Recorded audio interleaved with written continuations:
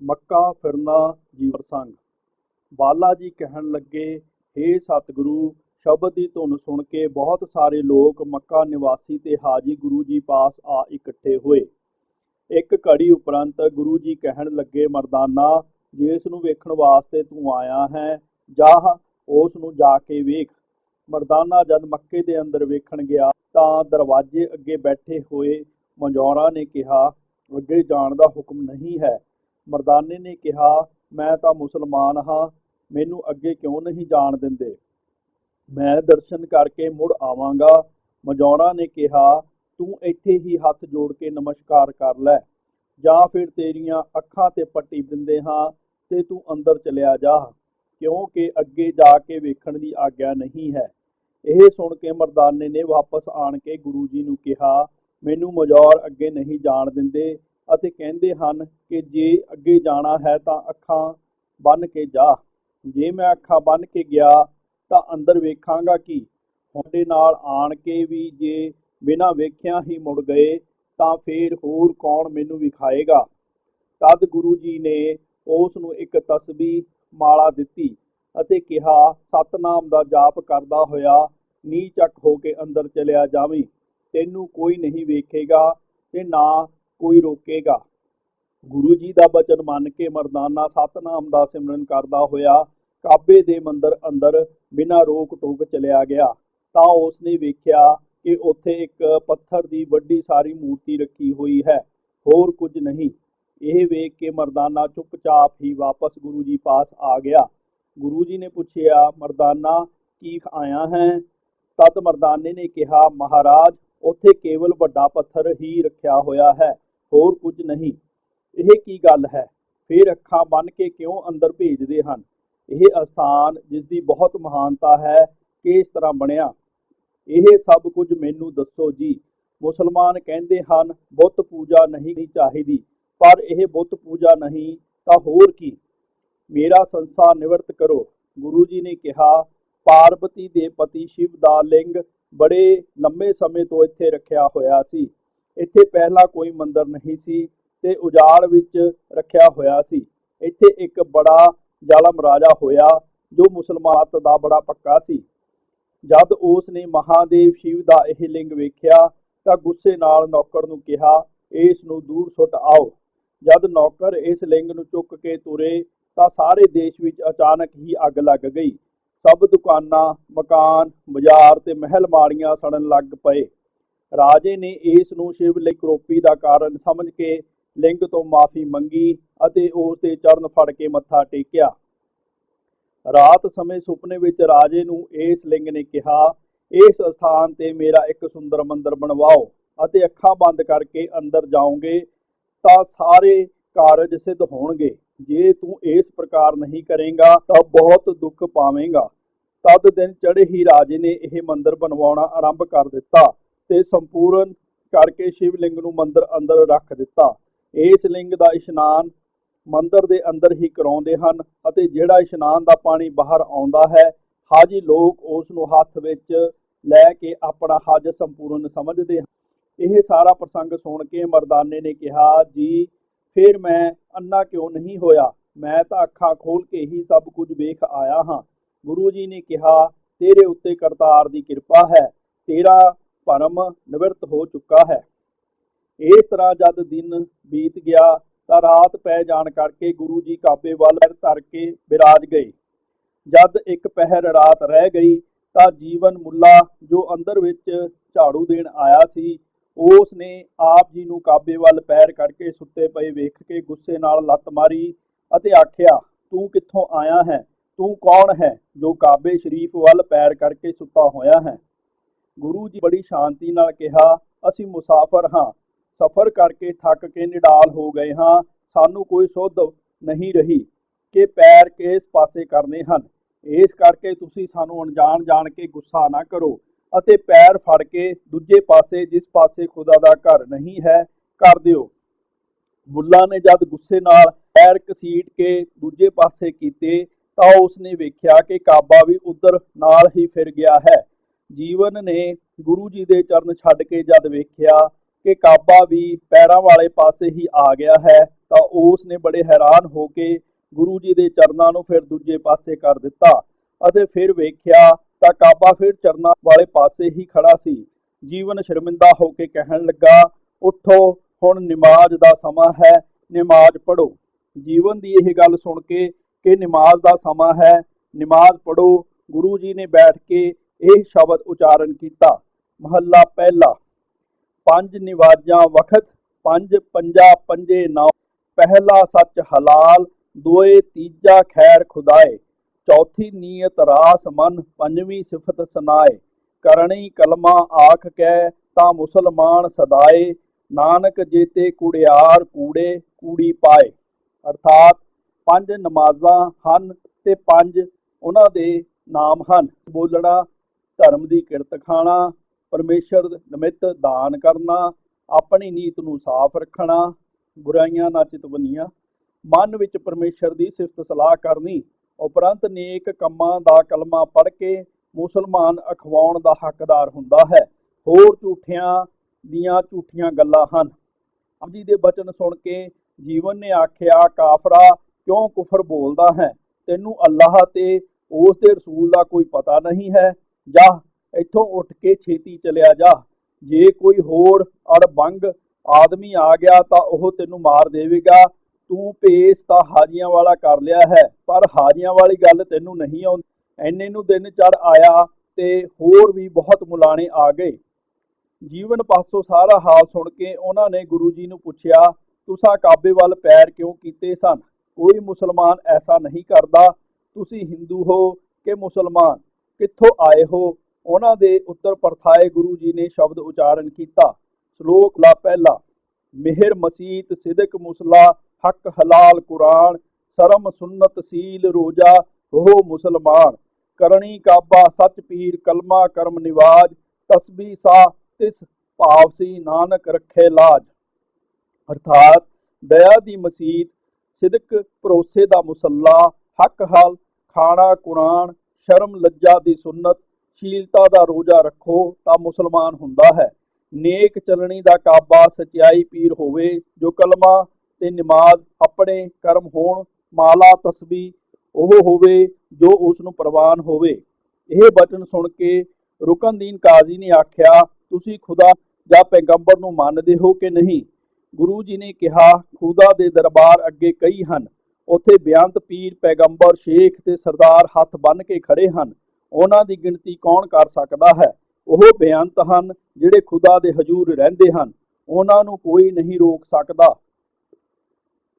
ਜਿਨ੍ਹਾਂ ਨੇ ਖੁਦਾ ਨੂੰ ਵਿਸਾਰਿਆ ਹੈ, ਉਹਨਾਂ ਬੇਮੁਖਾਂ ਦੀ ਕਲਿਆਣ ਵਾਸਤੇ ਆਉਂਦੇ ਹਨ ਅਤੇ ਸੱਚ ਦਾ ਰਾਹ ਵਿਖਾ ਕੇ ਆਪਣੇ ਘਰ ਦਰਗਾਹ ਵਿੱਚ ਜਾਂਦੇ ਹਨ। ਜਿਹੜੇ ਪੱਖਵਾਦੀ ਹੁੰਦੇ ਹਨ ਉਹ ਨਰਕ ਨੂੰ ਜਾਂਦੇ ਹਨ। ਕਾਜੀ ਤੇ ਹਾਜੀ ਇਹ ਬਚਨ ਸੁਣ ਕੇ ਪੁੱਛਣ ਲੱਗੇ ਕਿ ਹਿੰਦੂ ਵੱਡਾ ਕਿ ਮੁਸਲਮਾਨ? ਗੁਰੂ ਜੀ ਨੇ ਕਿਹਾ, ਸਭ ਸਰੀਰ ਹਿੰਦੂ ਮੁਸਲਮਾਨਾਂ ਦੇ ਪੰਜ ਤੱਤਾਂ ਤੋਂ ਹੀ ਬਣੇ ਹਨ। ਨੱਕ, ਕੰਨ, ਅੱਖਾਂ ਤੇ ਮੂੰਹ ਆਦਿ ਸਭ ਦੇ ਇੱਕ ਸਮਾਨ ਕੀਤੇ ਹਨ। ਹੱਥਾਂ ਪੈਰਾਂ ਨਾਲ ਕੰਮ ਕਾਜ ਵੀ ਇੱਕਸਾਰ ਹੀ ਕਰਦੇ ਹਨ। ਦੇਸਾਂ ਪ੍ਰਦੇਸਾਂ ਦੇ ਭੇਦ ਕਰਕੇ ਮੂਰਖ ਲੋਕ ਪੱਖਵਾਦੀ ਹੋ ਕੇ ਝਗੜਦੇ ਹਨ। ਜਿਹੜੇ ਨਾਮ ਨਾਲ ਲਿਵ ਲਾਉਂਦੇ ਹਨ ਉਹਨਾਂ ਨੂੰ ਬਹੁਤ ਵਡਿਆਈ ਮਿਲਦੀ ਹੈ। ਉਹਨਾਂ ਦੇ ਨਾਲ ਹੋਰ ਵੀ ਸਾਰੀਆਂ ਦਾ ਉਧਾਰ ਹੁੰਦਾ ਹੈ, ਭਾਵੇਂ ਉਹ ਹਿੰਦੂ ਹੋਵੇ ਤੇ ਭਾਵੇਂ ਮੁਸਲਮਾਨ। ਚੰਗੇ ਅਮਲ ਕਰਨ ਤੋਂ ਬਿਨਾਂ ਦੋਵੇਂ ਨਰਕਾਂ ਨੂੰ ਜਾਂਦੇ ਹਨ। ਰਾਮ ਹੀ ਰਹੀਮ ਹੈ, ਅੱਲਾਹ ਹੀ ਅਕਾਲ ਰੂਪ ਹੈ। ਜਿਸ ਨੂੰ ਖੁਦਾ ਕਹਿੰਦੇ ਹੋ ਉਹੀ ਇੱਕ ਏਕੰਕਾਰ ਹੈ। ਇਹਨਾਂ ਦਾ ਮੂਰਖ ਲੋਕ ਭੇਦ ਨਹੀਂ ਜਾਣਦੇ ਤੇ ਨਿਤ ਝਗੜਦੇ ਰਹਿੰਦੇ ਹਨ। ਗੁਰੂ ਜੀ ਦੇ ਇਹ ਪੱਖਪਾਤ ਰਹਿਤ ਬਚਨ ਸੁਣ ਕੇ ਸਾਰੇ ਹਾਜੀ ਤੇ ਕਾਜੀ ਆਪ ਜੀ ਨੂੰ ਖੁਦਾ ਰੂਪ ਸਮਝ ਕੇ ਆਪ ਜੀ ਦੇ ਚਰਨਾਂ ਤੇ ਪੈ ਗਏ ਅਤੇ ਬੇਨਤੀ ਕਰਕੇ ਕੁਝ ਸਮਾਂ ਗੁਰੂ ਜੀ ਨੂੰ ਉੱਥੇ ਹੀ ਰੱਖਿਆ। ਮਦੀਨੇ ਜਾਣਾ। ਜਦ ਕੁਝ ਦਿਨ ਮੱਕੇ ਬਤੀਤ ਹੋ ਗਏ ਤਾਂ ਇੱਕ ਦਿਨ ਮਰਦਾਨੇ ਨੇ ਕਿਹਾ, ਮਹਾਰਾਜ ਮੈਨੂੰ ਮਦੀਨਾ ਵੀ ਵਿਖਾਵੋ। ਤੇ ਮੁਹੰਮਦ ਸਾਹਿਬ ਨੂੰ ਦਫਨਾਇਆ ਗਿਆ ਸੀ, ਮੈਂ ਉਹ ਸਥਾਨ ਵੀ ਵੇਖਣਾ ਚਾਹੁੰਦਾ ਹਾਂ। ਗੁਰੂ ਜੀ ਨੇ ਕਿਹਾ, ਮਦੀਨਾ ਇੱਥੋਂ 12 ਦਿਨਾਂ ਦਾ ਰਸਤਾ ਹੈ। ਮਰਦਾਨੇ ਨੇ ਕਿਹਾ, ਜੀ ਤੁਹਾਡੇ ਅੱਗੇ ਕੋਈ ਦੂਰੀ ਨਹੀਂ ਹੈ, ਜ਼ਰੂਰ ਚੱਲੋ। ਜਦ ਗੁਰੂ ਜੀ ਮੱਕੇ ਤੋਂ ਤੁਰ ਕੇ 12ਵੇਂ ਦਿਨ ਮਦੀਨੇ ਪਹੁੰਚ ਕੇ ਮਰਦਾਨੇ ਨੂੰ ਕਹਿਣਗੇ, ਜਾ ਮੁਹੰਮਦ ਸਾਹਿਬ ਦੀ ਕਬਰ ਵੇਖ ਆ। ਮਰਦਾਨੇ ਨੇ ਆਖਿਆ, ਜੀ ਮੈਨੂੰ ਕੋਈ ਰੋਕ ਦੇਵੇਗਾ ਤਾਂ ਫਿਰ ਕੀ ਕਰਾਂਗਾ। ਗੁਰੂ ਜੀ ਨੇ ਕਿਹਾ, ਇੱਥੇ ਕੋਈ ਨਹੀਂ ਰੋਕਦਾ ਤੇ ਨਾ ਹੀ ਕੋਈ ਅੱਖਾਂ ਬੰਨ੍ਹਦਾ ਹੈ। ਤੇਰਾ ਤੁਰਕ ਜਾਮਾ ਹੈ, ਤੂੰ ਨਿਸੰਗ ਹੋ ਕੇ ਚਲਿਆ ਜਾ। ਮਰਦਾਨੇ ਨੇ ਕਿਹਾ, ਜੀ ਮੈਂ ਤੁਰਕ ਨਹੀਂ ਹਾਂ, ਮੈਂ ਤਾਂ ਤੁਹਾਡਾ ਸੇਵਕ ਸਿੱਖ ਹਾਂ। ਇਸ ਨੂੰ ਵੇਖਣ ਵਾਸਤੇ ਹੀ ਆਇਆ ਹਾਂ, ਪੂਜਣ ਵਾਸਤੇ ਨਹੀਂ। ਇਸ ਤਰ੍ਹਾਂ ਆਖ ਕੇ ਮਰਦਾਨਾ ਕਬਰ ਵੇਖਣ ਚਲਿਆ ਗਿਆ ਅਤੇ ਛੇਤੀ ਹੀ ਵੇਖ ਕੇ ਵਾਪਸ ਆਣ ਕੇ ਕਹਿਣ ਲੱਗਾ, ਜੋ ਇਸ ਦੀ ਬਾਬਤ ਸੁਣਿਆ ਸੀ ਉਹ ਇਸ ਨੂੰ ਵੇਖਿਆ ਨਹੀਂ। ਲੋਕ ਇਸ ਦੀ ਉਸਤਤ ਝੂਠੀ ਹੀ ਕਰਦੇ ਹਨ। ਉਪਰੰਤ ਗੁਰੂ ਜੀ ਖੜਾਵਾਂ ਪੈਰੀ ਪਾ ਕੇ ਚਾਰ ਦੀਵਾਰੀ ਅੰਦਰ ਆਪ ਕਬਰ ਚਲੇ ਗਏ। ਮੁਲਾਣਿਆਂ ਨੇ ਵੇਖ ਕੇ ਕਿਹਾ, ਤੂੰ ਕੌਣ ਹੈ ਜੋ ਖੜਾਵਾਂ ਪਾ ਕੇ ਕਬਰ ਦੇ ਪਾਸ ਆ ਰਿਹਾ ਹੈ? ਤੈਨੂੰ ਜ਼ਿਆਰਤ ਕਰਨ ਦੀ ਮਰਿਆਦਾ ਨਹੀਂ ਆਉਂਦੀ? ਇਹ ਰਸੂਲ ਮੁਹੰਮਦ ਸਾਹਿਬ ਦਾ ਮੁਕਾਮ ਅਸਥਾਨ ਹੈ, ਪਿੱਛੇ ਹਟ ਜਾਓ। ਮੁਲਾਣਿਆਂ ਦੀ ਇਹ ਗੱਲ ਸੁਣ ਕੇ ਗੁਰੂ ਜੀ ਬੋਲੇ, ਸ੍ਰੀ ਰਾਗ ਮਹੱਲਾ ਪਹਿਲਾ ਘਰ ਦੂਜਾ। ਮੁਕਾਮ ਕਰ ਘਰ ਬੈਸਣਾ ਨਿਤ ਚੱਲਣੇ ਕੀ ਧੋਖ, ਮੁਕਾਮ ਤਾ ਪਰ ਜਾਣੀਏ ਜਾ ਰਹੇ ਨਿਹਚਲ ਲੋਕ। ਦੁਨੀਆ ਕੈਸ ਮੁਕਾਮੇ ਕਰ ਸਿਦਕ ਕਰਨੀ ਖਰਚ, ਬਾਂਧਹਿ ਲਾਗ ਰਹਿ ਨਾਮੇ ਰਹਾਓ। ਜੋਗੀ ਤਾ ਆਸਣ ਕਰ ਬਹੇ ਮੁੱਲਾ ਬਹੇ ਮੁਕਾਮ, ਪੰਡਤ ਵਖਾਣ ਪੋਥੀਆਂ ਸਿੱਧ ਬਹਿ ਅਸਥਾਨ। ਸੁਰ ਸਿੱਧ ਗਣ ਗੰਧਰਬ ਮੁਨ ਜਨ ਸੇਖ ਪੀਰ ਸਲਾਰ, ਦਰ ਕੂਚਾ ਕਰ ਗਏ ਅਵਰੇ ਪੈ ਚੱਲਣ ਹਾਰ। ਮੁਸਲਮਾਨ ਸੁਲਤਾਨ ਖਾਨ ਮਲੂਕ ਉਮੜੇ ਗਏ ਕਰ ਕਰ ਕੂਚ, ਘੜੀ ਮੁਹਿਤ ਕੀ ਤਣਾ ਦਿਲ ਸਮਝ ਤੂੰ ਵੀ ਪਹੁੰਚ। ਸਭ ਦਾਹ ਮਹਿ ਵਖਾਣੀਏ ਵਿਰਲਾ ਤਦ ਬੂਝੇ ਕੋਏ, ਨਾਨਕ ਵਖਾਣੇ ਬੇਨਤੀ ਜਲ ਥਲ ਮਹੀਲ ਸੋਏ। ਅੱਲਾਹ ਅਲਖ ਅਗੰਮ ਕਾਦਰ ਕਰਨ ਹਾਰ ਕਰੀਮ, ਸਭ ਦੁਨੀ ਆਵਣ ਜਾਵਣੀ ਮੁਕਾਮ ਏਕ ਰਹੀਮ। ਮਾਮ ਤਿਸਨੋ ਆਖੀਏ ਜਿਸ ਸਿਸ ਨਾ ਹੋਵੀ ਲੇਖ, ਅਸਮਾਨ ਧਰਤੀ ਚਲਸੀ ਮੁਕਾਮ ਉਹੀ ਏਕ। ਦਿਨ ਰਵ ਚੱਲੈ ਨਿਸ ਸਸ ਚੱਲੈ, ਤਾਰਕਾ ਲਖ ਭੁਲੋਏ, ਮੁਕਾਮ ਉਹੀ ਏਕ ਹੈ ਨਾਨਕਾ ਸੱਚ ਬੂ ਗੋਏ। ਭਾਵ ਅਰਥ, ਇੱਥੇ ਕਿਸੇ ਮੁਕਾਮ ਸਥਿਰਤਾ ਨਹੀਂ ਹੈ। ਵੱਡੇ ਵੱਡੇ ਜੋਗੀ ਪੀਰ ਪੈਗੰਬਰ ਅਵਤਾਰ ਔਲੀਏ ਪ੍ਰਿਥਵੀ ਆਕਾਸ਼ ਦਿਨ ਰਾਤ ਚੰਦ ਸੂਰਜ ਸਭ ਚੱਲਣਹਾਰ ਹਨ। ਇੱਕ ਉਸ ਪਰਮੇਸ਼ਰ ਦਾ ਹੀ ਸਦਾ ਟਿਕਾਓ ਹੈ, ਹੋਰ ਸਭ ਨਾਸਵੰਤ ਹਨ। ਗੁਰੂ ਜੀ ਨੇ ਜਦ ਇਹ ਸ਼ਬਦ ਪੜ੍ਹਿਆ ਤਾਂ ਕਵੀ ਸੰਤੋਖ ਸਿੰਘ ਜੀ ਪਰਥਾਏ ਲਿਖਦੇ ਹਨ, ਦੋਹਰਾ ਸ਼ਬਦ ਪੰਡਿਓ ਸ਼੍ਰੀ ਬਦਨ ਜਬ, ਨੀਵੀ ਗੋਰ ਪਦ ਔਰ, ਨਮਸਕਾਰ ਕਰ ਪੁਨੀ ਹਟੀ ਠਹਿਰਾਨੀ ਨਿਜ ਠੋਰ। ਅਰਥਾਤ ਜਦ ਗੁਰੂ ਜੀ ਨੇ ਆਪਣੇ ਮੁਖਾਰਬਿੰਦ ਤੋਂ ਸ਼ਬਦ ਪੜ੍ਹਿਆ ਤਾਂ ਆਪ ਜੀ ਦੇ ਚਰਨਾਂ ਵੱਲ ਝੁੱਕ ਕੇ ਕਬਰ ਨੇ ਨਮਸਕਾਰ ਕੀਤੀ ਅਤੇ ਫਿਰ ਪਿੱਛੋਂ ਹਟ ਕੇ ਆਪਣੀ ਜਗ੍ਹਾ ਤੇ ਠਹਿਰ ਗਈ। ਜਦ ਮੁੱਲਾ ਮੁਲਾਣਿਆਂ ਨੇ ਇਹ ਗੱਲ ਵੇਖੀ ਤਾਂ ਉਹ ਬੜੇ ਹੈਰਾਨ ਹੋਏ। ਉਹਨਾਂ ਨੇ ਕਿਹਾ, ਜਿਨ੍ਹਾਂ ਅੱਗੇ ਮੁਹੰਮਦ ਸਾਹਿਬ ਦੀ ਕਬਰ ਝੁੱਕ ਗਈ ਹੈ, ਅਸੀਂ ਉਹਨਾਂ ਨੂੰ ਕਿਉਂ ਨਾ ਨਮਸਕਾਰ ਝੁੱਕ ਕੇ ਸਲਾਮ ਕਰੀਏ। ਉਹਨਾਂ ਨੇ ਆਪ ਜੀ ਨੂੰ ਬੜੇ ਆਦਰ ਨਾਲ ਉੱਚੇ ਆਸਣ ਉੱਤੇ ਬਿਠਾ ਕੇ ਬੇਨਤੀ ਕੀਤੀ ਕਿ ਸਾਨੂੰ ਤੁਸੀਂ ਆਪਣਾ ਉਪਦੇਸ਼ ਦਿਓ। ਗੁਰੂ ਜੀ ਨੇ ਕਿਹਾ, ਮੌਤ ਨੂੰ ਸਦਾ ਯਾਦ ਰੱਖੋ, ਬੁਰੇ ਕੰਮਾਂ ਅਤੇ ਪੱਖਪਾਤ ਦਾ ਤਿਆਗ ਕਰੋ, ਖੁਦਾ ਨੂੰ ਸਾਰੀ ਖਲਕਤ ਵਿੱਚ ਵੇਖੋ ਅਤੇ ਹਿਰਦੇ ਵਿੱਚ ਸਦਾ ਨਾਮ ਸਿਮਰਨ ਕਰੋ।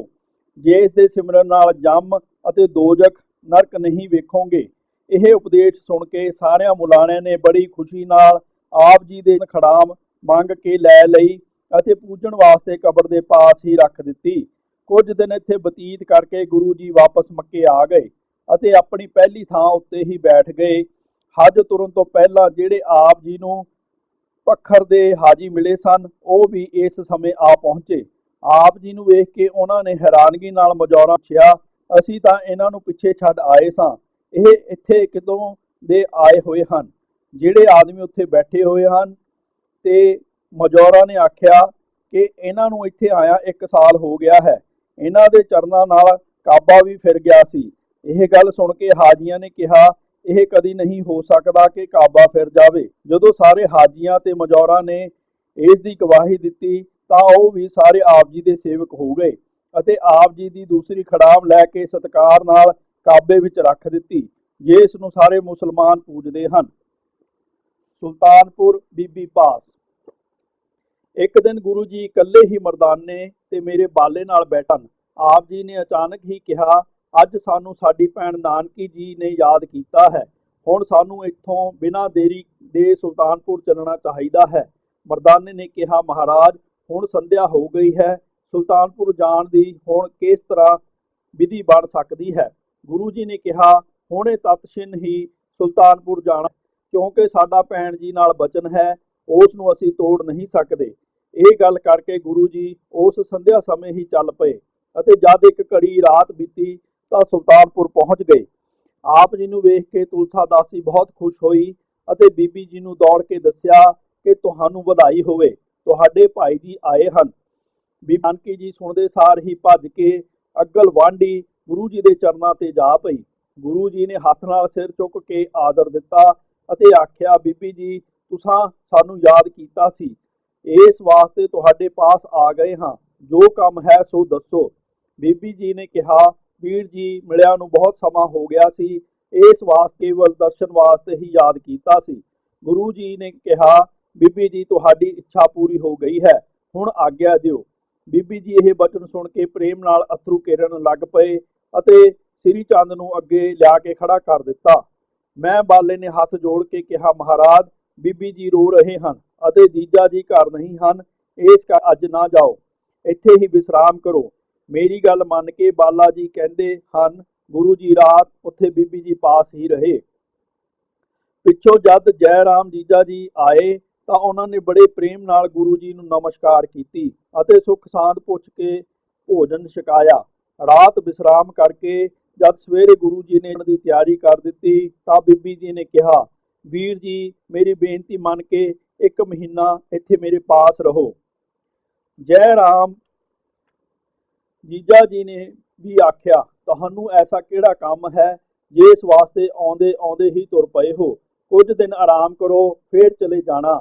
ਗੁਰੂ ਜੀ ਨੇ ਕਿਹਾ, ਹੁਣ ਗਿਆ ਦੋ, ਫੇਰ ਜਦੋਂ ਯਾਦ ਕਰੋਗੇ ਹਾਜ਼ਰ ਹੋ ਜਾਵਾਂਗੇ। ਇਸ ਤਰ੍ਹਾਂ ਧੀਰਜ ਦੇ ਕੇ ਗੁਰੂ ਜੀ ਮੈਨੂੰ ਤੇ ਮਰਦਾਨੇ ਨੂੰ ਨਾਲ ਲੈ ਕੇ ਤੁਰ ਪਏ। ਰਸਤੇ ਵਿੱਚ ਮਰਦਾਨੇ ਨੂੰ ਕਹਿਣ ਲੱਗੇ, ਮਰਦਾਨਾ ਹੁਣ ਕਿੱਧਰ ਚੱਲੀਏ। ਅੱਗੋਂ ਮਰਦਾਨੇ ਨੇ ਕਿਹਾ, ਮਹਾਰਾਜ ਜਿੱਧਰ ਤੁਹਾਡੀ ਰਜ਼ਾ ਹੋਵੇ ਚੱਲੋ, ਅਸੀਂ ਤਾਂ ਤੁਹਾਡੇ ਅਨੁਸਾਰੀ ਹਾਂ। ਤਦ ਗੁਰੂ ਜੀ ਨੇ ਕਿਹਾ, ਚੱਲੋ ਫਿਰ ਸੁਮੇਰੇ ਸਿੱਧ ਮੰਡਲੀ ਨੂੰ ਵੇਖੀਏ। ਇਹ ਗੱਲ ਕਰਕੇ ਜਦ ਗੁਰੂ ਜੀ ਤੁਰ ਪਏ ਤਾਂ ਅੱਗੇ ਸੋਨੇ ਦੀ ਧਰਤੀ ਆ ਗਈ। ਉਸ ਧਰਤੀ ਉੱਤੇ ਅੰਮ੍ਰਿਤ ਵਰਗੀ ਮਿੱਠੇ ਰਸ ਦੀ ਨਦੀ ਚੱਲ ਰਹੀ ਸੀ। ਇਹ ਅਚਰਜ ਸਥਾਨ ਵੇਖ ਕੇ ਮਰਦਾਨੇ ਨੇ ਆਖਿਆ, ਮਹਾਰਾਜ ਜੀ ਇੱਥੇ ਕੋਈ ਆਦਮੀ ਤਾਂ ਨਜ਼ਰ ਨਹੀਂ ਆਉਂਦਾ, ਫਿਰ ਇਹ ਸੋਨਾ ਤੇ ਮਿੱਠਾ ਜਲ ਕਿਸ ਕੰਮ ਵਿਅਰਥ ਹੈ। ਗੁਰੂ ਜੀ ਨੇ ਕਿਹਾ, ਇਹ ਜਲ ਉਹਨਾਂ ਵਾਸਤੇ ਹੈ ਜਿਹੜੇ ਪਰਮੇਸ਼ਰ ਦੇ ਪਿਆਰੇ ਸੇਵਕ ਹਨ, ਇੱਥੇ ਹੋਰ ਕੋਈ ਪੁਰਸ਼ ਨਹੀਂ ਆ ਸਕਦਾ। ਤਦ ਮਰਦਾਨੇ ਨੇ ਕਿਹਾ, ਜੇ ਆਗਿਆ ਦਿਓ ਤਾਂ ਮੈਂ ਇਸ ਜਲ ਨੂੰ ਪੀ ਕੇ ਆਪਣੀ ਭੁੱਖ ਪਿਆਸ ਮਿਟਾ ਲਵਾਂ। ਗੁਰੂ ਜੀ ਨੇ ਹੱਸ ਕੇ ਕਿਹਾ, ਜੇਕਰ ਇਸ ਨੂੰ ਪੀ ਕੇ ਹਿਰਦੇ ਵਿੱਚ ਪਚਾ ਲਵੇਂ ਤਾਂ ਪੀ ਲੈ। ਮਰਦਾਨੇ ਨੇ, ਮਹਾਰਾਜ ਬਹੁਤ ਸਮੇਂ ਤੋਂ ਮੈਂ ਤੁਹਾਡੇ ਨਾਲ ਹੀ ਰਹਿੰਦਾ ਹਾਂ, ਕਿਰਪਾ ਕਰਕੇ ਇਸ ਦੇ ਪਚਾਉਣ ਦਾ ਵਰ ਦਿਓ। ਗੁਰੂ ਜੀ ਦੀ ਆਗਿਆ ਲੈ ਕੇ ਜਦ ਮਰਦਾਨੇ ਜਲ ਪੀਤਾ ਤਾਂ ਛਿੰਨ ਵਿੱਚ ਹੀ ਉਹ ਵਿਦੇਹ ਹੋ ਗਿਆ ਅਤੇ ਉਸ ਦੀ 10ਵੇਂ ਦਵਾਰ ਵਿੱਚ ਬਿਰਤੀ ਲੱਗ ਗਈ। ਇੱਕ ਪਹਿਰ ਉਪਰੰਤ ਜਦ ਅੱਖਾਂ ਖੁੱਲੀਆਂ ਤਾਂ ਗੁਰੂ ਜੀ ਉਸਤਤੀ ਕਰਨ ਲੱਗਾ ਕਿ ਤੁਸੀਂ ਦਾਸਾਂ ਦੇ ਮੁਕਤੀ ਦਾਤੇ ਹੋ, ਜੋ ਮੇਰੀ ਭੁੱਲ ਹੋਈ ਉਹ ਬਖਸ਼ ਦਿਓ। ਤੁਹਾਡਾ ਨਾਮ ਲਿਆ ਹੀ ਜਮਾਂ ਦੇ ਫੰਦੇ ਟੁੱਟ ਜਾਂਦੇ ਹਨ। ਮਰਦਾਨੇ ਦੀਆਂ ਗੱਲਾਂ ਸੁਣ ਕੇ ਗੁਰੂ ਜੀ ਨੇ ਹੱਸ ਕੇ ਕਿਹਾ ਕਿ ਜੋ ਕੁਝ ਹੁਣ ਤੂੰ ਸਾਡੇ ਪਾਸੋਂ ਪੁੱਛਦਾ ਹੈ, ਇਸ ਦੀ ਸਾਡੇ ਪਿੱਛੋਂ ਜਗਤ ਵਿੱਚ ਕਥਾ ਹੋਇਆ ਕਰੇਗੀ। ਜੇ ਇਹਨਾਂ ਗੱਲਾਂ ਨੂੰ ਪੜ੍ਹ ਸੁਣ ਕੇ ਮੰਨਣਗੇ ਉਹ ਸੁਮਾਰਗ ਪ੍ਰਾਪਤ ਕਰਨਗੇ। ਗੁਰੂ ਦਾ ਫਰਜ਼ ਹੈ ਕਿ ਉਹ ਸੇਵਕਾਂ ਦੇ ਸੰਸ਼ੇ ਨਿਵਰਤ ਕਰਕੇ ਉਹਨਾਂ ਦੇ ਭਰਮ ਦੂਰ ਕਰੇ। ਪਰ ਜੇ ਸੇਵਕ ਕੋਈ ਸੰਸਾ ਨਿਵਰਤੀ ਦੀ ਗੱਲ ਪੁੱਛੇ ਅਤੇ ਗੁਰੂ ਉਸ ਨੂੰ ਨਾ ਦੱਸੇ ਤਾਂ ਉਸ ਗੁਰੂ ਨੂੰ ਸ਼ੀਘਰ ਹੀ ਤਿਆਗ ਦੇਣਾ ਚਾਹੀਦਾ ਹੈ। ਮਰਦਾਨੇ ਨੇ ਕਿਹਾ, ਗੁਰੂ ਜੀ ਤੁਹਾਨੂੰ ਇਹ ਕਿਉਂ ਨਹੀਂ ਲੱਗਦੀ, ਮੇਰਾ ਇੱਕ ਇਹ ਸੰਦੇਹ ਵੀ ਮਿਟਾ ਦਿਓ। ਗੁਰੂ ਜੀ ਨੇ ਕਿਹਾ, ਜੋ ਸ਼ਰਧਾਵਾਨ ਸਿੱਖ ਹਨ, ਗੁਰੂ ਉੱਤੇ ਅਡੋਲ ਨਿਸ਼ਚਾ ਰੱਖਦੇ ਹਨ, ਉਹਨਾਂ ਗੁਰਸਿੱਖਾਂ ਨੂੰ ਜਿਹੜਾ ਗੁਰੂ ਦੇ ਸਿੱਖ ਭੋਜਨ ਛਕਾਉਂਦੇ ਹਨ, ਉਹ ਭੋਜਨ ਸਾਨੂੰ ਪਹੁੰਚਦਾ ਹੈ। ਅਸੀਂ ਉਸ ਦੇ ਆਧਾਰ ਤੇ ਰਹਿੰਦੇ ਹਾਂ, ਸਾਨੂੰ ਭੁੱਖ ਪਿਆਸ ਨਹੀਂ ਲੱਗਦੀ। ਦੋਹਰਾ ਸੱਚ ਬਚਨ ਮਮ ਜਾਨ, ਇਹ ਮਰਦਾਨੇ ਮਨ ਮਾਨ, ਅਸ ਕਹਿ ਗਮਨੇ ਮੇਰ ਕੋ ਸਿੱਧਨ ਖੋਵਨ ਮਾਨ। ਅਰਥਾਤ ਇਹ ਬਚਨ ਕਰਕੇ ਕਿ ਮਰਦਾਨਾ ਸਾਡੇ ਇਹਨਾਂ ਬਚਨਾਂ ਨੂੰ ਸੱਚ ਜਾਣ ਗੁਰੂ ਜੀ ਸਿੱਧਾ ਦਾ ਹੰਕਾਰ ਦੂਰ ਕਰਨ ਵਾਸਤੇ ਸਿੱਧ ਮੰਡਲੀ ਪਾਸ ਪਹੁੰਚ ਗਏ। ਸਿੱਧਾ ਨਾਲ ਬਾਲਾ ਜੀ ਨੇ ਕਿਹਾ, ਗੁਰੂ ਜੀ, ਜਦ ਗੁਰੂ ਨਾਨਕ ਜੀ ਕਰਾਮਾਤੀ ਸਿੱਧਾ ਦਾ ਮਾਨ ਦੂਰ ਕਰਨ ਵਾਸਤੇ ਸੁਮੇਰ ਪਰਬਤ ਨੂੰ ਤੁਰ ਪਏ ਤਾਂ ਉਧਰ ਭਰਤਰੀ ਜੋਗੀ ਨੇ, ਜੋ ਗੁਰੂ ਜੀ ਨੂੰ ਪਹਿਲੇ ਮਿਲਿਆ ਸੀ, ਗੋਰਖ ਨੂੰ ਆਖਿਆ ਕਿ ਗੁਰੂ ਜੀ ਪਰਮੇਸ਼ਰ ਦਾ ਪੂਰਨ ਅਵਤਾਰ ਹਨ। ਜੇਕਰ ਤੁਸੀਂ ਉਹਨਾਂ ਨੂੰ ਮਿਲ ਕੇ ਉਪਦੇਸ਼ ਦੁਆਰਾ ਮੱਤ ਵਿੱਚ ਲੈ ਆਓ ਤਾਂ ਤੁਹਾਡਾ ਬੜਾ ਜਸ ਫੈਲ ਜਾਏਗਾ। ਇਹ ਗੱਲ ਸੁਣ ਕੇ ਗੋਰਖ ਨੇ ਵਿਚਾਰਿਆ ਕਿ ਸ਼ਕਤੀਵਾਨ ਸਧਾਰਨ ਪੁਰਸ਼ ਹੋਵੇਗਾ, ਵਿਸ਼ਨੂੰ ਅਵਤਾਰ ਦਾ ਹੋਣਾ ਕਲਯੁਗ ਵਿੱਚ ਨਹੀਂ ਹੋ ਸਕਦਾ। ਫੇਰ ਵੀ ਮੈਂ ਉਸ ਨੂੰ ਜਿੱਤ ਕੇ ਆਪਣੇ ਪੰਥ ਵਿੱਚ ਲਿਆਵਾਂਗਾ। ਇਹ ਵਿਚਾਰ ਕਰਕੇ ਗੁਰੂ ਜੀ ਨੂੰ ਹਿਮਾਚਲ ਪਰਬਤ ਉੱਤੇ ਜਿਸ ਬਰਫ਼ ਵਿੱਚ ਪੰਜੇ ਪਾਂਡੇ ਗਲ ਮੋਏ ਸਨ ਜਾ ਮਿਲਿਆ। ਗੋਰਖ ਨੇ ਪੁੱਛਿਆ, ਤੁਸੀਂ ਕੌਣ ਹੋ, ਜਾਤ ਕੀ ਹੈ, ਕਿੱਥੋਂ ਆਏ ਹੋ ਅਤੇ ਕਿੱਥੇ ਚੱਲੇ ਹੋ? ਮੇਰੀ ਗੱਲ ਮੰਨ ਕੇ ਪਿੱਛੇ ਮੁੜ ਜਾਓ। ਬਿਨਾਂ ਆਈ ਮੌਤ ਦੇ ਜਾਨ ਕਿਉਂ ਦਿੰਦੇ ਹੋ? ਇੱਥੇ ਤਾਂ ਸੂਰਜ ਵੀ ਵਿਖਾਈ ਨਹੀਂ ਦਿੰਦਾ। ਬੜੇ ਰਾਖਸ਼ ਜੋ ਕੱਚਿਆਂ ਨੂੰ ਹੀ ਖਾ ਜਾਣਗੇ। ਗੁਰੂ ਕਿਹਾ, ਸਾਡਾ ਰੂਪ ਅਸਚਰਜ ਹੈ। ਅਸੀਂ ਜਾਤ ਰਹਿਤ ਹਾਂ। ਜਿੱਥੇ ਚੰਦ ਸੂਰਜ ਨਹੀਂ ਉਹ ਸਾਡਾ ਦੇਸ਼ ਹੈ। ਜਿੱਥੇ ਇੱਛਾ ਹੋਵੇ ਉੱਥੇ ਜਾਵਾਂਗੇ, ਪਿੱਛੇ ਨਹੀਂ ਹਟਾਂਗੇ। ਡਰ ਦੂਰ ਹੋ ਗਿਆ ਹੈ। ਦੁੱਖ ਸੁੱਖ ਸਮਾਨ ਜਾਣ ਕੇ ਇੱਥੇ ਆਏ ਹਾਂ। ਗੁਰੂ ਸਾਡਾ ਏਕੰਕਾਰ ਹੈ, ਜਿਸ ਦੇ ਬਰਾਬਰ ਹੋਰ ਕੋਈ ਨਹੀਂ ਹੈ। ਗੁਰੂ ਜੀ ਨੇ ਕਿਹਾ, ਗੋਰਖ, ਤੂੰ ਭੁੱਲਿਆ ਹੋਇਆ ਹੈ। ਵੱਡੀ ਉਮਰ ਕਰਕੇ ਹੰਕਾਰੀ ਨਾ ਬਣ। ਗੋਰਖ ਨੇ ਕਿਹਾ, ਤੇਰੀ ਮਲ ਮੂਤਰ ਦੀ ਦੇਹੀ ਹੈ, ਅੱਗੇ ਨਾ ਜਾਓ, ਬਹੁਤ ਦੁੱਖ ਪਾਓਗੇ। ਫੇਰ ਉੱਥੇ ਡਰ ਕਰਕੇ ਤੈਨੂੰ ਪਿੱਛੇ ਨੂੰ ਦੌੜਨਾ ਪਵੇਗਾ। ਤੇਰਾ ਭੇਸ ਕੀ ਹੈ? ਅਸਾਂ ਅੱਗੇ ਤੇਰੇ ਵਰਗਾ ਕੋਈ ਨਹੀਂ ਵੇਖਿਆ। ਜਦ ਰਾਮ ਕ੍ਰਿਸ਼ਨ ਅਵਤਾਰਾਂ ਨੇ ਗੁਰੂ ਧਾਰਨ ਕੀਤੇ ਸਨ ਤਾਂ ਤੁਸੀਂ ਕਿਉਂ ਨਹੀਂ ਕਰਦੇ? ਗੁਰੂ ਜੀ ਨੇ ਕਿਹਾ, ਨਾਮ ਦੇ ਪ੍ਰਤਾਪ ਕਰਕੇ ਸਾਡੀ ਦੇਹੀ ਪਵਿੱਤਰ ਹੋ ਗਈ ਹੈ। ਕਾਇਰ ਉਹ ਹੁੰਦਾ ਹੈ ਜੋ ਤੇਰੇ ਵਾਂਗ ਵਿਅਰਥ ਹੀ ਵਿਰਲਾਪ ਕਰਦਾ ਹੈ। ਅਸੀਂ ਅੱਗੇ ਜਾ ਕੇ ਜ਼ਰੂਰ ਕੁਦਰਤ ਦੇ ਰੰਗ ਵੇਖਾਂਗੇ, ਡਰਾਂਗੇ ਨਹੀਂ, ਪਿੱਛੇ ਨੂੰ ਦੌੜਾਂਗੇ ਨਹੀਂ। ਗੋਰਖ ਨੇ ਕਿਹਾ, ਜੋ ਨਾ ਸਰੀਰ ਸਦਾ ਸਥਿਰ ਰਹਿੰਦਾ ਹੈ, 9 ਨਿਧੀਆਂ ਤੇ 18 ਸਿੱਧੀਆਂ ਪ੍ਰਾਪਤ ਹੁੰਦੀਆਂ ਹਨ। ਜੋ ਇੱਛਾ ਹੋਵੇ ਸੋ ਕਰ ਲਈਦਾ ਹੈ। ਸਾਰੇ ਲੋਕਾਂ ਉੱਪਰ ਹੁਕਮ ਚੱਲਦਾ ਹੈ। ਤੁਸੀਂ ਵੀ ਯੋਗ ਧਾਰਨ ਕਰ ਲਵੋ। ਗੁਰੂ ਜੀ ਨੇ ਕਿਹਾ, ਜਿਨ੍ਹਾਂ ਨੂੰ ਹੰਗਤਾ ਤਿਆਗ ਦਿੱਤੀ ਹੈ ਉਹਨਾਂ ਨੂੰ ਸਰੀਰ ਸਥਿਰ ਰੱਖਣ ਦੀ ਕੀ ਲੋੜ ਹੈ? ਰਿੱਧੀਆਂ ਸਿੱਧੀਆਂ ਨਾਮ ਦੀਆਂ ਟਹਿਲਣ ਸਾਨੂੰ ਲੋਕਾਂ ਤੋਂ ਪੂਜਾ ਕਰਵਾਉਣ ਦੀ ਕੋਈ ਇੱਛਾ ਨਹੀਂ ਹੈ। ਜਦ ਗੋਰਖ ਨੇ ਜਾਣ ਲਿਆ ਕਿ ਇਹ ਕਿਸੇ ਪ੍ਰਕਾਰ ਦੀ ਕੋਈ ਗੱਲ ਨਹੀਂ ਮੰਨਦੇ ਤਾਂ ਉਸ ਨੇ ਆਪਣੀ ਸ਼ਕਤੀ ਵਿਖਾਉਣ ਵਾਸਤੇ ਉਸ ਸਿਲਾ ਨੂੰ ਜਿਸ ਉੱਤੇ ਗੁਰੂ ਜੀ ਬੈਠੇ ਸਨ ਉਡਾਉਣ ਵਾਸਤੇ ਬਹੁਤ ਯਤਨ ਕੀਤੇ, ਪਰ ਉਹ ਅਹਿਲ ਟਿਕੀ ਰਹੀ। ਇਸ ਤੋਂ ਗੋਰਖ ਨੇ ਸਮਝ ਲਿਆ ਕਿ ਇਹ ਠੀਕ ਹੀ ਬੜੇ ਪ੍ਰਤਾਪੀ ਪੁਰਸ਼ ਹਨ। ਜੇਕਰ ਮੇਰੇ ਚੇਲੇ ਬਣ ਜਾਣ ਤਾਂ ਸਾਡੇ ਪੰਥ ਦੀ ਬਹੁਤ ਮਹਾਨਤਾ ਹੋ ਜਾਵੇਗੀ। ਇਹ ਵਿਚਾਰ ਕਰਕੇ ਗੋਰਖ ਉੱਥੋਂ ਲੋਪ ਹੋ ਕੇ ਆਪਣੇ ਟਿਕਾਣੇ ਸਿੱਧ ਮੰਡਲੀ ਵਿੱਚ ਪਹੁੰਚ ਗਿਆ।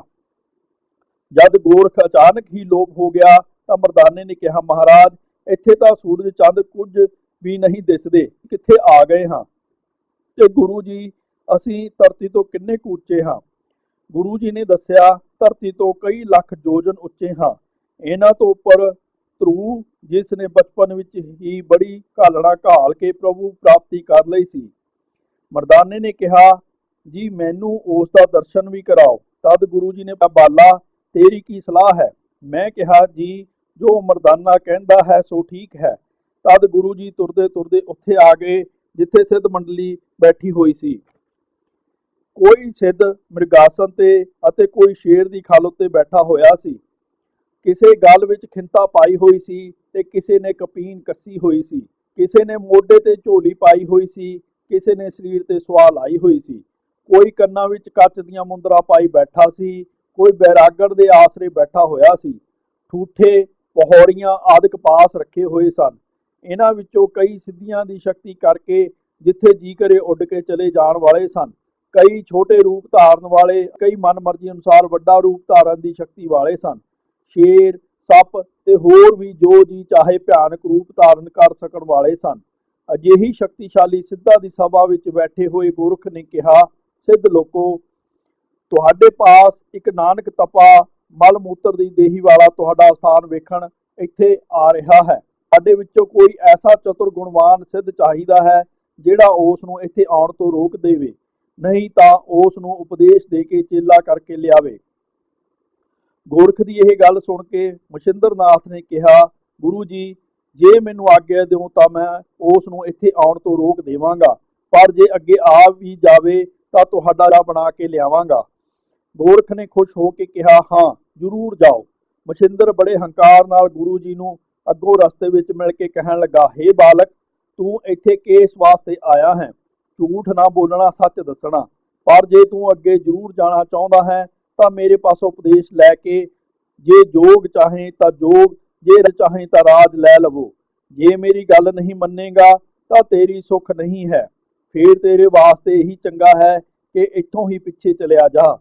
ਗੁਰੂ ਜੀ ਨੇ ਕਿਹਾ, ਹੇ ਮਛਿੰਦਰ, ਜੇ ਤੈਨੂੰ ਕੋਈ ਇੱਛਾ ਹੈ ਤਾਂ ਮੰਗ ਲੈ, ਤੈਨੂੰ ਕਰਤਾਰ ਪਾਸੋਂ ਦਿਵਾ ਦਿਆਂਗੇ, ਪਰ ਤੂੰ ਕੌੜੇ ਬਚਨ ਬੋਲ ਕੇ ਸਾਡੇ ਨਾਲ ਗੁੱਸੇ ਨਾ ਹੋ। ਅਸੀਂ ਆਪਣੀ ਇੱਛਾ ਨਾਲ ਜਿੱਥੇ ਜਾਣਾ ਚਾਹੀਏ ਜਾਵਾਂਗੇ, ਤੇਰੇ ਕਹਿਣ ਤੇ ਪਿੱਛੇ ਨਹੀਂ ਹਟਾਂਗੇ, ਤੇਰੇ ਪਾਸੋਂ ਕੋਈ ਉਪਦੇਸ਼ ਨਹੀਂ ਲਵਾਂਗੇ, ਤੈਨੂੰ ਉਪਦੇਸ਼ ਦਿਆਂਗੇ। ਮੇਰੀ ਇਹ ਗੱਲ ਸੱਚੀ ਜਾਣ ਕੇ ਜੇ ਤੇਰੀ ਮਰਜ਼ੀ ਹੈ ਸੋ ਕਰ। ਮਛਿੰਦਰ ਨੇ ਇਹ ਗੱਲ ਸੁਣ ਕੇ ਗੁੱਸੇ ਨਾਲ ਅੱਖਾਂ ਲਾਲ ਕਰਕੇ ਆਖਿਆ, ਰਾਤ ਦਿਨ ਦੇ ਸਵਾਸ ਕਿਤਨੇ ਹਨ? ਸਰੀਰ ਵਿੱਚ ਕਿੰਨੀਆਂ ਨਾੜੀਆਂ ਹਨ? ਮੂੰਹ ਦਰਵਾਜ਼ਾ ਕਿੰਨੀਆਂ ਉਂਗਲਾਂ ਹਨ? ਸਰੀਰ ਦੇ ਜੋੜ ਕਿੰਨੇ ਹਨ? ਕੋਠੜੀਆਂ ਕਿੰਨੀਆਂ ਹਨ? ਸਰੀਰ ਦੇ ਰੋਮ ਕਿਤਨੇ ਹਨ? ਕਿੰਨੀਆਂ ਉਂਗਲਾਂ ਕਲੇਜਾ ਹੈ? ਜੇ ਤੂੰ ਅੱਗੇ ਜਾਣਾ ਚਾਹੁੰਦਾ ਹੈ ਤਾਂ ਇਹ ਸਭ ਕੁਝ ਸਰੀਰ ਦਾ ਨਿਰਣਾ ਕਰਕੇ ਦੱਸ, ਜੇ ਤੂੰ ਨਹੀਂ ਦੱਸੇਗਾ ਤਾਂ ਤੇਰੀ ਹਾਨੀ ਕਰਾਂਗਾ। ਗੁਰੂ ਜੀ ਨੇ ਸੁਭਾਵਕ ਹੀ ਉੱਤਰ ਦਿੱਤਾ, ਰਾਤ ਦਿਨ ਦੇ 24,000 ਸਵਾਸ ਹਨ, 900 ਨਾੜੀ ਹੈ, 72 ਕੋਠੜੀਆਂ ਹਨ, 1 ਨੀਲ ਰੋਮ ਹਨ, 1600 ਜੋੜ ਹਨ, ਤਿਲੀ ਦੇ 12 ਪੱਤੇ ਹਨ, ਕਲੇਜਾ 8 ਉਂਗਲਾ ਹੈ, ਮੂੰਹ ਦਾ ਦਰਵਾਜ਼ਾ 4 ਉਂਗਲਾਂ ਹਨ। ਹੇ ਜੋਗੀ, ਇਸ ਪ੍ਰਕਾਰ ਦੇਹੀ ਦੀ ਬਣਤਰ ਹੈ, ਜੇ ਕੁਝ ਹੋਰ ਪੁੱਛਣਾ ਹੈ ਤਾਂ ਪੁੱਛ ਲੈ। ਮਛਿੰਦਰ ਨੇ ਸਿੱਧੀਆਂ ਦਿਲ ਨਾਲ ਬਹੁਤ ਯਤਨ ਕਰਕੇ ਗੁਰੂ ਜੀ ਨੂੰ ਪਿੱਛੇ ਰੋਕਣਾ ਚਾਹਿਆ, ਪਰ ਉਸ ਦੀ ਕੋਈ ਪੇਸ਼ ਨਾ ਹੋਈ। ਤਾਂ ਉਸ ਨੇ ਗੋਰਖ ਨੂੰ ਜਾ ਕੇ ਦੱਸਿਆ ਕਿ ਉਹ ਤਪਾ ਤਾਂ ਕੋਈ ਵੱਡਾ ਪ੍ਰਤਾਪੀ ਪੁਰਖ ਹੈ, ਮੇਰੇ ਪਾਸੋਂ ਉਹ ਨਹੀਂ ਜਿੱਤਿਆ ਜਾਂਦਾ, ਉਹ ਵੱਡਾ ਸ਼ਕਤੀਸ਼ਾਲੀ ਹੈ। ਜਦ ਇਹ ਗੱਲ ਲੋਹਰੀਪਾ ਨੇ ਸੁਣੀ ਤਾਂ ਉਸ ਨੇ ਗੋਰਖ ਨੂੰ ਕਿਹਾ, ਮੈਨੂੰ ਆ ਦਿਓ, ਮੈਂ ਉਸ ਦੀ ਸ਼ਕਤੀ ਵੇਖਾਂ। ਲੋਹਾਰੀਪਾ ਨੇ ਗੁਰੂ ਜੀ ਪਾਸ ਆਣ ਕੇ ਕਿਹਾ, ਬਾਲੇ ਆਦੇਸ਼। ਗੁਰੂ ਜੀ ਨੇ ਕਿਹਾ, ਨਿਰੰਕਾਰ ਨੂੰ ਆਦੇਸ਼। ਲੋਹਾਰੀਪਾ ਨੇ ਪੁੱਛਿਆ, ਤੇਰਾ ਨਾਮ ਕੀ ਹੈ? ਭੇਖ ਕੀ ਹੈ? ਕਿੱਧਰੋਂ ਆਏ ਹੋ ਤੇ ਕਿੱਧਰ ਚੱਲੇ ਹੋ? ਗੁਰੂ ਜੀ ਨੇ ਕਿਹਾ, ਮੇਰਾ ਨਾਮ ਨਾਨਕ ਹੈ, ਹਦ ਧੁਨੀ ਵਿੱਚ ਧਾਮ ਹੈ, ਕਰਤਾਰ ਦੀ ਸ਼ਰਨ ਵਿੱਚ ਚੱਲੇ ਹਾਂ, ਬੇਗਮਪੁਰ ਦੇ ਵਾਸੀ ਹਾਂ, ਏਕੰਕਾਰ ਦਾ ਭੇਖ ਹੈ, ਹੋਰ ਜੋ ਪੁੱਛਣਾ ਹੈ ਪੁੱਛੋ। ਲੋਹਾਰੀਪਾ ਨੇ ਫਿਰ ਗੁੱਸਾ ਖਾ ਕੇ ਪੁੱਛਿਆ, ਚੱਕਰ ਕਿਤਨੇ ਹਨ? ਪੰਖੜੀਆਂ ਕਿਤਨੀਆਂ ਹਨ? ਦੇਹੀ ਕਿਤਨੀ ਪਾਉਣ ਨਾਲ ਰੱਜਦੀ ਹੈ? 5 ਤੱਤਾਂ ਦੀਆਂ ਇੰਦਰੀਆਂ ਕਿਹੜੀਆਂ ਹਨ? ਅਤੇ 5 ਤੱਤਾਂ ਦੇ ਗੁਣ ਤੇ ਸੁਭਾਅ ਵੀ ਦੱਸੋ। ਮੇਰੇ ਇਹਨਾਂ ਪ੍ਰਸ਼ਨਾਂ ਦਾ ਉੱਤਰ ਦੇ ਕੇ ਫਿਰ ਅੱਗੇ ਜਾਣਾ, ਨਹੀਂ ਤਾਂ ਉਪਦੇਸ਼ ਲੈ ਕੇ ਚੇਲੇ ਬਣ ਜਾਣਾ। ਗੁਰੂ ਜੀ ਨੇ ਕਿਹਾ, ਚੱਕਰਾਂ ਦੇ 6 ਭੇਦ ਹਨ। ਨੰਬਰ 1, ਮੂਲਾਧਾਰ ਚੱਕਰ ਦੀਆਂ 4 ਪੰਖੜੀਆਂ ਹਨ, ਰੰਗ ਲਾਲ ਹੈ। ਨੰਬਰ 2, ਧੁਨੀ ਹੇਠਾਂ 6 ਪੰਖੜੀਆਂ ਹਨ, ਪੀਲਾ ਹੈ। ਨੰਬਰ 3, ਧੁਨੀ ਵਿੱਚ 10 ਪੰਖੜੀਆਂ ਨੀਲੇ ਰੰਗ ਦੀਆਂ ਹਨ। ਨੰਬਰ 4, ਹਿਰਦੇ ਵਿੱਚ 12 ਪੰਖੜੀਆਂ ਚਿੱਟੇ ਰੰਗ ਦੀਆਂ ਹਨ। ਨੰਬਰ 5, ਕੰਠ ਵਿੱਚ ਕਮਲ ਦੀਆਂ 16 ਪੰਖੜੀਆਂ ਹਨ। ਨੰਬਰ 6, ਤ੍ਰਿਕੁਟੀ ਵਿੱਚ ਸੁੱਖਾਂ ਦਾ ਘਰ 2 ਪੰਖੜੀਆਂ ਹਨ। ਜਿਹੜੇ ਇਹਨਾਂ ਦੇ 6 ਚੱਕਰਾਂ ਦੇ ਭੇਦ ਨੂੰ ਜਾਵੇ, ਉਹ 10ਮ ਦੁਆਰ ਵਿੱਚ ਸਵਾਸਾਂ ਨੂੰ ਠਹਿਰਾ ਕੇ ਸੁੱਖ ਲੈਂਦਾ ਹੈ। ਪੌਣ 10 ਪ੍ਰਕਾਰ ਦੀ ਹੈ। ਨੰਬਰ 1, ਪ੍ਰਾਣ। Number 2, upon. ਨੰਬਰ 3, ਸਮਾਨ। ਨੰਬਰ 4, ਉਦਿਆਨ। ਨੰਬਰ 5, ਬਿਆਨ। Number 6, Naag. Number 7, Kurma. Number 8, Krikal. Number 9, Devdatt. Number 10, Dhananjay. ਪ੍ਰਾਣ ਹਿਰਦੇ ਵਿੱਚ ਰਹਿੰਦੇ ਹਨ, ਗੁਦਾ ਵਿੱਚ ਅਪਾਨ, ਨਾਭੀ ਵਿੱਚ ਸਾਮਾਨ, ਕੰਠ ਵਿੱਚ ਉਦਿਆਨ, ਸਰੀਰ ਵਿੱਚ ਬਿਆਨ, ਡਕਾਰ ਵਿੱਚ ਨਾਗ ਪੌਣ ਹੈ। ਅੱਖਾਂ ਦੀਆਂ ਪਲਕਾਂ ਵਿੱਚ ਕੂਰਮ, ਕਿਰਕਲ ਛਿੱਕ ਪੈਦਾ ਕਰਦੀ ਹੈ। ਦੇਵਦੱਤ ਪੌਣ ਉਬਾਸੀ ਵਿੱਚ, ਮ੍ਰਿਤਕ ਸਰੀਰ ਵਿੱਚ ਧਨੰਜੈ ਵਾਯੂ ਰਹਿੰਦੀ ਹੈ। 5 ਤੱਤ ਇਹ ਹਨ। ਨੰਬਰ 1, ਆਕਾਸ਼। ਨੰਬਰ 2, ਵਾਯੂ। ਨੰਬਰ 3, ਅੱਗ। ਨੰਬਰ 4, ਪਾਣੀ। ਨੰਬਰ 5, ਧਰਤੀ। ਇਹਨਾਂ ਤੱਤਾਂ ਦੇ ਗੁਣ ਇਹ ਹਨ, ਸ਼ਬਦ, ਸਪਰਸ਼, ਰੂਪ, ਰਸ, ਗੰਧ, ਗਿਆਨ ਇੰਦਰੇ, ਆਕਾਸ਼ ਦਾ ਇੰਦਰਾ ਕੰਨ, ਪੌਣ ਦਾ ਇੰਦਰਾ ਤੁਚਾ, ਅਗਨੀ ਦਾ ਅੱਖਾਂ, ਪਾਣੀ ਜੀਵ, ਧਰਤੀ ਦਾ ਗੰਧ। ਇੱਕ ਇੱਕ ਤੱਤ ਦੀਆਂ ਪੰਜ ਪੰਜ ਪ੍ਰਕਿਰਤੀਆਂ ਹਨ। ਇੱਕ ਆਕਾਸ਼ ਦੀਆਂ ਲੋਭ ਮੋਹ ਹੰਕਾਰ ਦੁੱਖ ਪ੍ਰੀਤ। ਦੋ ਵਾਯੂ ਦੀਆਂ ਬਲ ਦੌੜਨਾ ਚੱਲਣਾ ਪਸਰਨਾ ਸੰਕੋਚ ਤੇ ਫੈਲਾਓ। ਤਿੰਨ ਅਗਨੀ ਦੀਆਂ ਨੀਂਦ ਉਦਾਸੀ ਆਲਸ ਭੁੱਖ ਤੇ ਪਿਆਸ। ਚਾਰ ਪਾਣੀ ਦੀਆਂ ਲਹੂ ਪਸੀਨਾ ਪਿੱਤ ਕਫ ਵੀਰਜ। ਨੰਬਰ 5 ਪ੍ਰਿਥਵੀ ਚੰਮ ਹੱਡ ਮਾਸ ਨਾੜੀ ਤੇ ਰੋਮ। ਹੇ ਲੋਹਾ ਰੀਪਾ, ਇਹਨਾਂ ਪੰਜਾਂ ਤੱਤਾਂ ਦੇ ਕਿਲੇ ਵਿੱਚ ਪੰਜੀ ਪ੍ਰਕਿਰਤੀਆਂ ਹਨ। ਇਹਨਾਂ ਦੇ ਵਿੱਚ ਜੀਵਾਂ ਦਾ ਨਿਵਾਸ ਹੈ।